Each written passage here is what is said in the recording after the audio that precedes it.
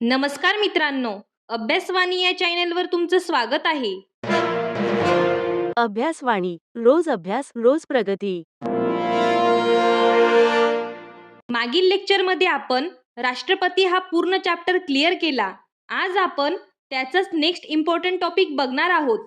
उपराष्ट्रपती, vice president of India. हा topic MPSC तसेच इतर सर्व स्पर्धा परीक्षांमध्ये वारंवार विचारला जातो. उपराष्ट्रपती हे पद राष्ट्रपतींपेक्षा खूप वेगळं आहे असं म्हणतात. कलम 63 उपराष्ट्रपती पदाची तरतूद करतं, पण त्यांचं मुख्य काम कलम 64 मध्ये दिलं आहे. कलम 64 नुसार उपराष्ट्रपती राज्यसभेचे पदसिद्ध सभापती असतात. तसेच ते कलम 65 नुसार जेव्हा राष्ट्रपती पद रिक्त होतं तेव्हा प्रभारी राष्ट्रपती म्हणून काम करतात. म्हणजे उपराष्ट्रपतींच्या निवडणुकीत राज्यांचा काहीच संबंध नाही.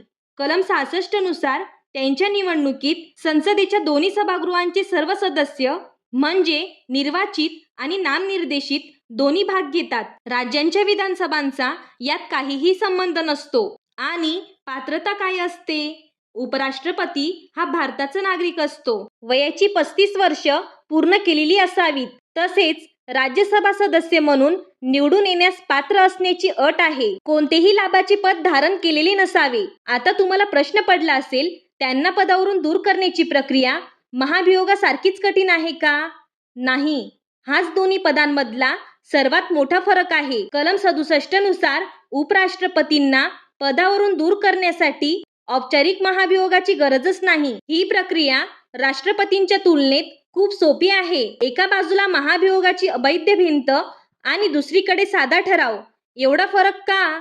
याचं कारण त्यांच्या कामाच्या स्वरूपात आहे. उपराष्ट्रपतींचं मुख्य काम राज्यसभेचं सभापती पद सांभाळणं आहे. त्यामुळे त्यांना पदावरून दूर करण्याचा ठराव फक्त राज्यसभेतच सुरू होतो, जिथे तो प्रभावी बहुमताने म्हणजे इफेक्टिव्ह मेजॉरिटीने मंजूर व्हावा लागतो. आणि लोकसभेचं काय? त्यानंतर लोकसभेची केवळ साधी संमती म्हणजे सिंपल मेजॉरिटी पुरेशी असते. ही प्रक्रिया राष्ट्रपतींच्या महाभियोगापेक्षा खूपच सोपी आहे. म्हणजे दोन्ही पदांच्या सुरक्षेमध्ये जमीन आसमानाचा फरक आहे. बाकीच्या तरतुदी सरळ आहेत.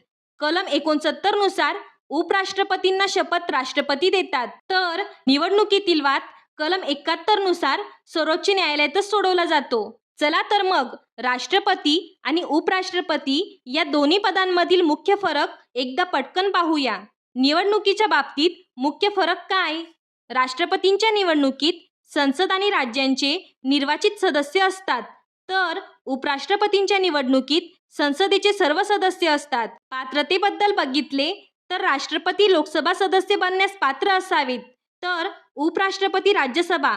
आणि सर्वात महत्त्वाचं, पदावरून दूर करण्याच्या बाबतीत राष्ट्रपतींसाठी अत्यंत कठीण महाभियोग एकूण सदस्य संख्येच्या 2/3 बहुमत लागतं आणि उपराष्ट्रपतींसाठी राज्यसभेचं प्रभावी बहुमत आणि लोकसभेची साधी संमती पुरेशी आहे. आता आपण पाहूया शपथ व राजीनामा. राष्ट्रपतींना सरन्यायाधीश शपथ देतात, तर उपराष्ट्रपतींना राष्ट्रपती शपथ देतात. यात एक गंमत म्हणजे राष्ट्रपती आपला राजीनामा उपराष्ट्रपतींकडे देतात आणि उपराष्ट्रपती आपला राजीनामा राष्ट्रपतींकडे देतात. तर आज आपण उपराष्ट्रपती पदाबद्दल संपूर्ण माहिती पाहिली. तसेच राष्ट्रपती आणि उपराष्ट्रपती या पदांशी संबंधित सर्व महत्त्वाच्या घटनात्मक तरतुदी आणि त्यामागील तर्क समजून घेतला. या चर्चेतून एक गोष्ट स्पष्ट होते की दोन्ही पदे घटनात्मकदृष्ट्या महत्त्वाची असली तरी त्यांच्या अधिकारात, निवडणुकीत आणि जबाबदारीत मोठे अंतर आहे. राष्ट्रपती हे संपूर्ण देशाचे प्रमुख आहेत, तर उपराष्ट्रपतींचे मुख्य कार्य हे राज्यसभेचे कामकाज पाहणे.